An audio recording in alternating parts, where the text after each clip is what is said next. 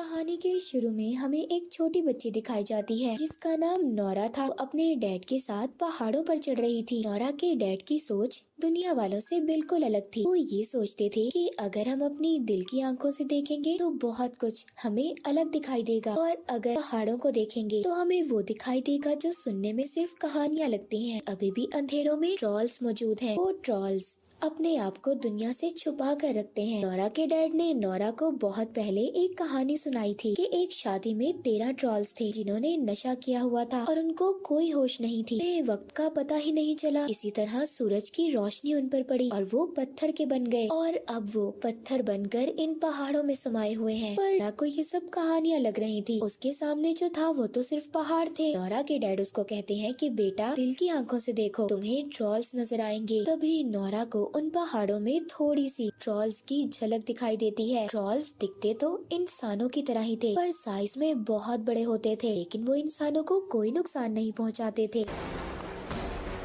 तो कहानी थोड़ी सी आगे बढ़ती है। नोरा अब बड़ी हो चुकी थी। वो एक प्रोफेसर थी और अपनी टीम के साथ एक जगह पर खुदाई कर रही थी, पर उनको खुदाई के दौरान कोई भी कीमती चीज नहीं मिलती। उनकी टीम वहाँ पर 6 महीने से खुदाई कर रही थी, पर उनको वहाँ पर अभी तक कोई भी बड़ी चीज नहीं मिली थी। टीम के लीडर भी नोरा को समझाते हैं कि अब हमें यहाँ से चले जाना चाहिए, पर नोरा अभी भी थोड़ा सा और वक्त चाहती थी, क्योंकि उसके डैड ने उसे यही सिखाया था कि बेटा, अपने आप पर भरोसा करना चाहिए। उसको किसी की भी परवाह नहीं थी। वो खुदाई कर रही थी। तभी अचानक से जमीन में उसे कुछ दिखाई देता है। उनको बहुत बड़ी चीज मिली थी। दूसरी तरफ नॉर्वे के पहाड़ों में बारूद को सेट किया जा रहा था ताकि पहाड़ों को उड़ाया जा सके। कि वहाँ पर एक स्टेशन बनाया जा रहा था। जब बॉम्ब फटते हैं तो वहाँ पर बहुत बड़ा धमाका होता है। वर्कर्स जब टनल के अंदर चेक करने जाते हैं तभी उनकी तरफ कुछ आता हुआ दिखाई देता है। सभी वर्कर्स वहाँ से डरकर भाग रहे थे।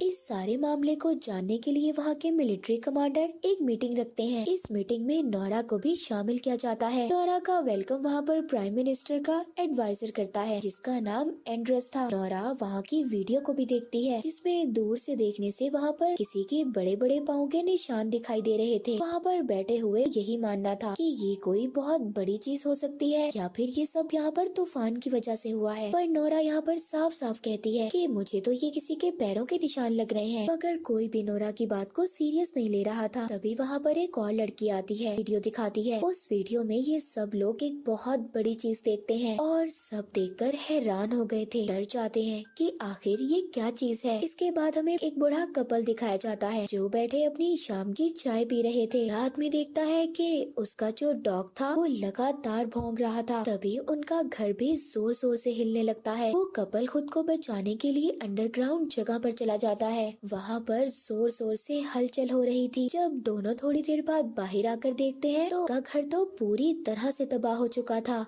इस सारे मामले को जानने के लिए नोरा और एंड्रस को इनके पास भेजा जाता है। रास्ते में जाते हुए एंड्रस नोरा से उसके डैड का पूछता है। नोरा बताती है कि मेरी मॉम तो बहुत सालों पहले मर चुकी हैं और मेरे डैड जिंदा हैं। मेरे डैड की सोच दुनिया से बिल्कुल अलग है, इसीलिए वो बिल्कुल अकेले रहते हैं। एंड्रस नोरा को अपने बारे में भी बताता है कि उसे एक राइटर बनना था पर वो नहीं बन पाया। यही बातें करते हुए अब वो उस बूढ़े कपल के पास पहुँचते हैं जहाँ पर उन्हें एक कैप्टन मिलता है। वो बताता है कि कोई नदी को पार कर आया और दूर पहाड़ों की तरफ चला गया और 3 किलोमीटर तक उन्हें बड़े बड़े पैरों के निशान मिले हैं, फिर जिसके बाद पैरों के निशान गायब हो गए।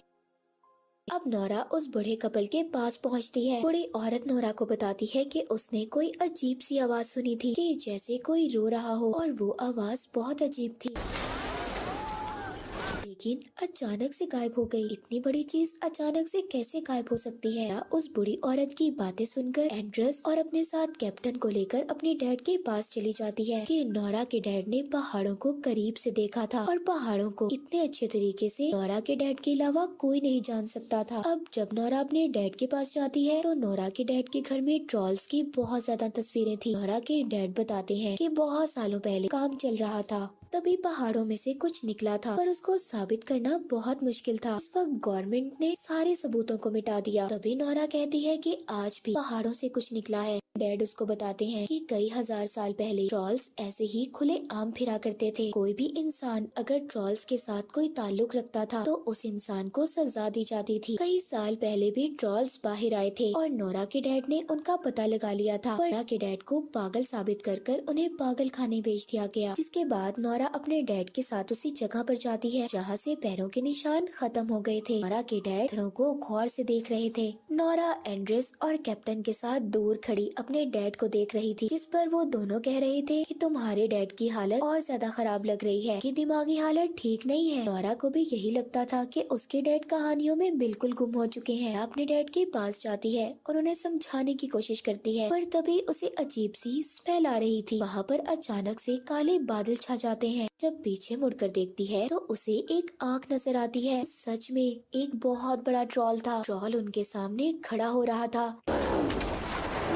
कैप्टन जल्दी से सबको वहाँ से ले जाता है और यहाँ से निकलते हुए वो अपने कैमरे में सबको ये वीडियो वहाँ पर मिलिट्री कैंप में दिखाते हैं। किसी को भी देखकर आंखों पर यकीन नहीं हो रहा था। नोरा के डैड अब भी ट्रॉल्स की बात ही कर रहे थे, पर अभी किसी को भी उनकी कहानियों पर यकीन नहीं था, इसीलिए उनको वहाँ से बाहर निकाल दिया जाता है। नोरा यहाँ पर सब बातें समझने के लिए उनसे थोड़ा टाइम मांगती है। वहाँ की प्राइम मिनिस्टर नोरा से कहती है कि हमारे पास इतना वक्त नहीं है कि तुम इन सब बातों को समझोगी, और हम उस वक्त तक का इंतजार करेंगे जब तक तुम समझोगी कि वो क्या चीज है। वो चीज हमें तबाह कर देगी। अब आगे का काम मिलिट्री ही संभालेगी। वो जो भी चीज होगी उसको मार दिया जाएगा। कैप्टन के पास जाती है। वो कैप्टन से कहती है, क्या तुम हमें अपने साथ नहीं लेके जा सकते? मैं भी तुम्हारे साथ जाना चाहती हूँ। को इस बात की इजाजत तो नहीं थी कि वो इन तीनों को साथ लेकर जाता, लेकिन फिर भी वो नोरा की बात मान लेता है। मिलिट्री उन्हें ट्रॉल की लोकेशन बताती है कि वो कहाँ पर है, जिसके बाद सभी वहाँ पर पहुँच जाते हैं। वहाँ पर सब फौजियों को भेज दिया जाता है। वहाँ पर सबको ट्रॉल का इंतजार करना था। वहाँ पर डैड उससे माफी मांगते हैं क्योंकि नोरा के डैड ने उसे कभी टाइम नहीं दिया था। उसके डैड के होते हुए भी उसने ऐसी जिंदगी गुजारी कि जैसे उसका इस दुनिया में कोई ना हो। और नोरा कहती है कि मैं अकेली नहीं हूँ, डैड अभी मेरे साथ हैं। इसके बाद वहाँ पर ट्रॉल आ जाता है, लेकिन वो अपनी जगह पर ही रुक गया था। उसको पता चल गया था कि इर्द गिर्द लोग हैं। फिर वहाँ पर ट्रॉल को देखते ही फायरिंग करने का हुक्म दे देता है, पर उस फायरिंग से ट्रॉल को कुछ भी नहीं हो रहा था। उल्टा ट्रॉल को बहुत ज्यादा गुस्सा आ जाता है।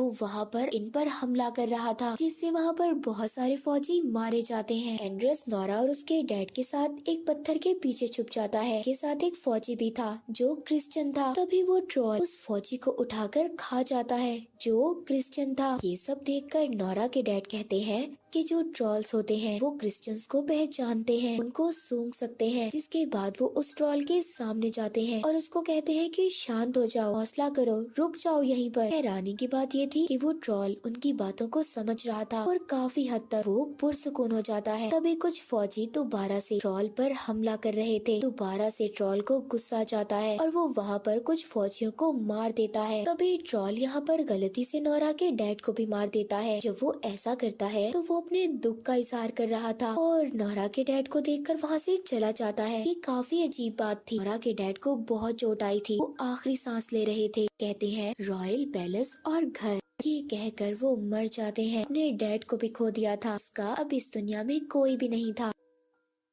अगले दिन कैप्टन नोरा को बताता है कि एक हवाई हमला करने वाले हैं, जिससे उन्हें बहुत ज्यादा नुकसान हो सकता है। नोरा अब ट्रॉल पर सर्च करने लगती है। उसको पता चलता है कि ट्रॉल्स को चर्च की घंटियां बुरी लगती थी, इसीलिए वो चर्च पर हमला करते थे। नोरा अब इन सब बातों को सामने रखती है। कैप्टन भी नोरा का साथ देता है। अब वहाँ पर कमांडर की बात को सामने रखते हुए उसे एक मौका देने का सोचते हैं, क्योंकि अगर इतने नुकसान को रोककर ट्रॉल्स को रोका जा सकता है तो ये उनके लिए एक अच्छी बात थी।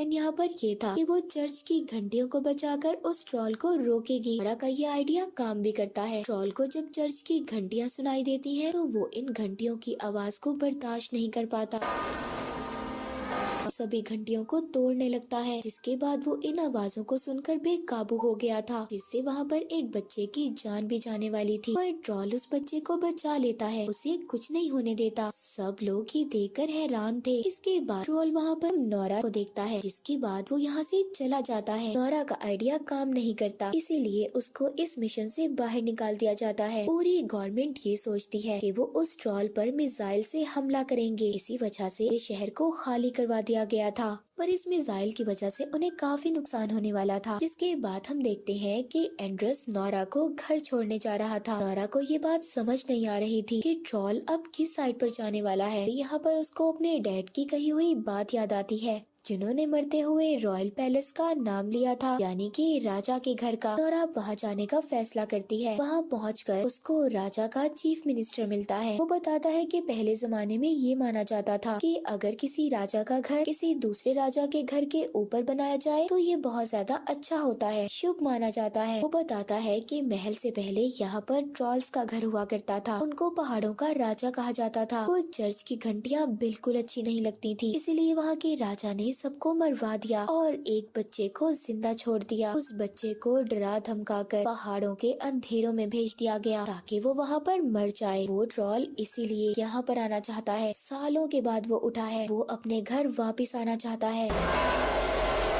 वो मिनिस्टर वहाँ पर उनको गुफा में कुछ कंकाल दिखाता है जो सभी ट्रॉल्स के थे। जब वहाँ के कंकाल पर रोशनी करती है तो हिस्सा पत्थर का बन जाता है और उसको यहाँ पर वो कहानी याद आती है जो उसके डैड ने सुनाई थी, जो 13 ट्रॉल्स के साथ हुआ था। जब उन पर रोशनी पड़ी तो वो पत्थर के बन गए थे। कहानियों में भी यही लिखा गया था कि रोशनी उनकी दुश्मन, इसीलिए ट्रॉल्स पर अगर तेज रोशनी पड़ती थी तो वो पत्थर के बन जाते थे। नोरा कैप्टन को कॉल करती है और उसको अपना प्लान बताती है कि कैसे ट्रॉल को मारना है ताकि उनको बड़े से नुकसान को झेलना न पड़े। एक बहुत खुले मैदान की तरफ आने का कहती है और साथ ही बहुत बड़े सोलर सिस्टम का भी इंतजाम करने का कहती है। इसके बाद नोरा और एंड्रस अपनी गाड़ी के अंदर उस छोटे बच्चे के कंकाल को रख लेते हैं, जिसको राजा ने डरा धमकाकर दोबारा से गुफा में भेज दिया था, जो ट्रॉल ही था, ताकि वो जो बड़ा ट्रॉल है उसको देखकर उनका पीछा करे ताकि वो उसको मैदान की तरफ लेकर जा सके। थोड़ी ही देर बाद रेडियो पर भी ये अनाउंसमेंट हो जाती है कि कुछ देर के बाद मिसाइल्स को छोड़ा जाएगा। नोरा को यहाँ पर अपने प्लान को कामयाब करने के लिए इन मिसाइल हमलों को रोकना था, इसीलिए यहाँ पर एंड्रस अपने एक साथी को कॉल करता है ताकि वो सारे सिस्टम को हैक कर सके। वो ऐसा ही करती है और सारे सिस्टम को हैक कर लेती है, जिसके बाद सारे मिसाइल्स बंद हो जाते हैं। कैप्टन ने भी सोलर सिस्टम को सेट कर लिया था। दूसरी तरफ नोरा और एंड्रस उस कंकाल के साथ ट्रॉल के रास्ते में आकर खड़े हो जाते हैं। ट्रॉल वहाँ पर जब उस कंकाल को देखता है तो उनके पीछे पड़ जाता है। नोरा यहाँ पर जल्दी जल्दी अपनी गाड़ी भगाती है। नोरा अचानक से जब अपनी गाड़ी रोकती है तो वहाँ से कंकाल नीचे गिर जाता है, जिसके बाद ट्रॉल वहाँ पर उस कंकाल को अपने हाथ में उठा लेता है। देखकर रोने लगा था, अभी उसके दर्द को महसूस कर रही थी। ट्रॉल का पूरी दुनिया में कोई भी नहीं था, वो बिल्कुल अकेला था। तभी वो कंकाल नीचे गिरकर टूट जाता है। अब गुस्सा आ रहा था और गुस्से से वो नोरा और एंड्रस के पीछे पड़ जाता है। नोरा भी बहुत तेजी से गाड़ी चला रही थी ताकि वो ट्रॉल से बच पाए और वो उस खुले मैदान की तरफ पहुंच जाते हैं। ट्रॉल उनको पकड़ने ही वाला था, पर नोरा और एंड्रस ने अपनी गाड़ी से छलांग लगा दी थी। वहाँ पर उस मैदान में कैप्टन सोलर सिस्टम को चला देता है। उधर दूसरी तरफ मिलिट्री कैंप में भी ये पता चल गया था कि मिसाइल के सिस्टम को हैक किया गया है। वो सिस्टम को दोबारा से एक्टिवेट कर देते हैं। मिसाइल्स को भी छोड़ दिया जाता है। जब कमांडर को ये बात पता चलती है कि वहाँ पे फौजी भी हैं, तो वो मिसाइल को वहाँ पर रोकने का कहता है। वहाँ खुले मैदान में अब ट्रॉल पर जो बहुत ज्यादा रोशनी पड़ती है तो वो चीखने लगता है। आहिस्ता आहिस्ता वो पत्थर का बन रहा था, उसको काफी दर्द हो रहा था, वो चीखते हुए रो रहा था। तभी यहाँ पर नोरा को एहसास होता है कि ये सब गलत कर रहे हैं। पहले भी उनको मारकर उनका सब कुछ छीन लिया गया था, जबकि वो लोगों के लिए कोई खतरा भी नहीं थे। इस दुनिया में कुदरत ने बनाया है, इसलिए उन्हें भी जिंदा रहने का हक है। नोरा सारे सोलर सिस्टम को बंद कर देती है और ट्रॉल के सामने जाकर खड़ी हो जाती है। वो ट्रॉल से कहती है कि यहाँ से चले जाओ, दूर कहीं, दोबारा से अंधेरे में जाकर छुप जाओ, ये लोग तुम्हें खत्म कर देंगे, तुम्हें मार देंगे। ट्रॉल भी यहाँ पर नोरा की बातों को समझ रहा था, पर अब बहुत देर देर हो चुकी थी। सूरज निकल गया था और सूरज के निकलते ही वो ट्रॉल पत्थर का बनने लगता है। देखते ही देखते वो पत्थर का बन जाता है। बहुत अफसोस था कि वो ट्रॉल को बचा नहीं सकी। खैर वहाँ पर मिलिट्री कैंप की टीम पहुँचती है। वहाँ की प्राइम मिनिस्टर नोरा से कहती है, तुम्हारे डैड की कहानियाँ बिल्कुल सच्ची थी। नोरा को भी इसका एहसास हो गया था कि उसके डैड हमेशा से सच्चे थे। एंड्रेस भी यहाँ पर अपनी नौकरी छोड़ देता है। वो प्राइम मिनिस्टर से कहता है कि मुझे तो राइटर बनना है। एंड्रेस नोरा से कहता है, क्या पहाड़ों के अंधेरों में और भी ट्रॉल्स रहते हैं? नोरा इस बात पर हंसने लगती है, कहती है हाँ कुछ भी हो सकता है, ये दुनिया बहुत बड़ी है। और इसी के साथ ये मूवी यहीं पर खत्म हो जाती है।